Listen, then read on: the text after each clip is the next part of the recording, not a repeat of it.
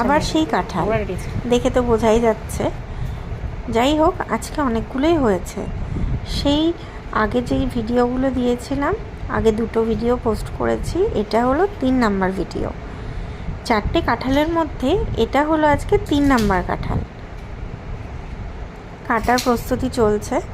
আগের দিন কাকিমা কেটে দিয়েছিল, আর আজকে আমার ঠিকা দিদি কেটে দিচ্ছে। আমি তো পারি না, সেই জন্য আমাকে কারোর না কারোর হেল্প নিতেই হয়। এইবার আমিও হাত লাগিয়েছি, কিন্তু আমি এত সুন্দর করে পারি না, কিন্তু চেষ্টা করেছি, কারণ কোনো দিনও এই কাজটা করিনি তো, সেই জন্য আমি পারি না। 3 নাম্বার কাঁঠাল কেন বললাম, আগের দিন একটা বড় কাঁঠাল ফাটানো হয়েছিল, আর 2 নাম্বার কাঁঠালটা আমার দাদার বাড়িতে পাঠানো হয়েছে, আর এইটা তার জন্য 3 নাম্বার কাঁঠাল। তবে এই কাঁঠালটা খেতে অসাধারণ ছিল, অসাধারণ, এত মিষ্টি আর খাজা কাঁঠাল, অসাধারণ কাঁঠাল। যারা কাঁঠাল খেতে ভালোবাসে তারা নিশ্চয়ই বুঝবে।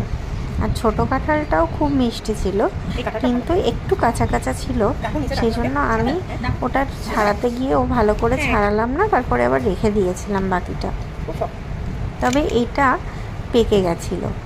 আগের দিন কাকিমা যখন বড় কাঁঠালটা ফাটালো, তখন সেটা ফাটিয়ে দেখা গেল কি পুরো গলে গেছে, কিন্তু এই কাঁঠালটা একদম গলেনি। কাকিমা একটা জিনিস খুব ভালো করে কেটে রেখে দিয়েছিল। এই কাঁঠাল ছাড়ানো কিন্তু ভীষণ কঠিন একটা কাজ। গিয়ে দেখে কাঁচা আছে, ভালো করে পাকে পরের বছর থেকে, সেই জন্য আবার এই কাঁঠাল সহজে সবাই খেতেও চায় না। সেই সবাই আমার ইচ্ছে ছিল পেকে গেছে যে সকলকে ছাড়িয়ে কাঁঠাল এরকম ভাবে আটকে থাকলে আমার এটা কেন হচ্ছে খাওয়াবার ভালোবাসা আমার সবাই যারা আমাকে বেশি ভালোবাসে, আমার বাড়ির আনা কোনো জিনিস তার একটা ভালোবাসি না।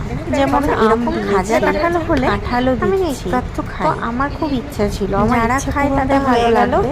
এরপর যারা খায় না তারা তো বুঝতে পারবে না। আমি এইবার যখন প্রচণ্ড আশানগরে গেলাম, তখন থেকে আর ছাড়ানো যায় না, কোনো তো খুব একটা সহজ কথাই আছে না, খুব বড় একটা ছিল। লাগলে পরে আমি যখন বাবার বস্তাটা পাতা ডিসেম্বর যখন কোনো মাঠের মাথায় তিনটে ধরেছিল, আমার আর একটা আলাদা, সেই সময় আমাদের একটা জায়গা ছিল আনতে, সেটা বাড়িয়ে পড়ে হারিয়ে হয়। সেই জায়গাটা ফাঁকা ছিল, ফুল গাছের টব, সেইখানে মা অনেক করেছিল কিছু বাগান, ফলে এই সেই বাগানের আটার মতো বড় ভারী হয়ে যায়। আমার চালাতে কিছু বলে, তখন একটু সুন্দরভাবে স্কুলে দিতে হয়। কলা গাছ, এই জন্য কাঁঠালটা ছাড়ানোর সময় না অনেক কলা এনেছিল। সুন্দরভাবে যদি একটু বাজে বার করে না নেওয়া হয়েছে, তাহলে ভীষণই ছোট